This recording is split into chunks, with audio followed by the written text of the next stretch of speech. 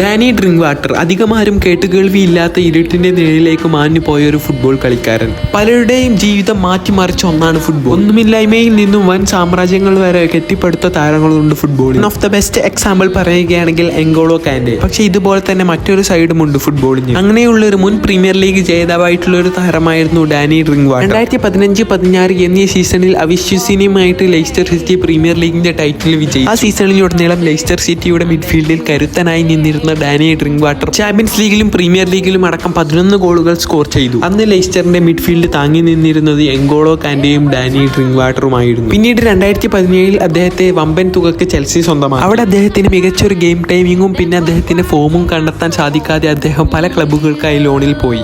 Burnley, Aston villa, തുർക്കിയിലെ കാസിംപാസ എന്നീ ടീമുകളിലും അദ്ദേഹത്തിന് ഫലം കണ്ടില്ല. അങ്ങനെ ഫുട്ബോളിൽ ഇനി തനിക്കൊരു സുവർണ്ണ കാലഘട്ടമില്ല എന്ന് ഉറപ്പിച്ച് 2023 ഒക്ടോബർ 30 അദ്ദേഹം ഫുട്ബോളിൽ നിന്നും ഒഫീഷ്യലായി റിട്ടയർമെന്റ് ചെയ്തു എന്ന് അനൗൺസ് ചെയ്തു. നിലവിൽ അദ്ദേഹം ഇപ്പോൾ ഇംഗ്ലണ്ടിലെ ഒരു കൺസ്ട്രക്ഷൻ സൈറ്റ് ഓണറാണ്.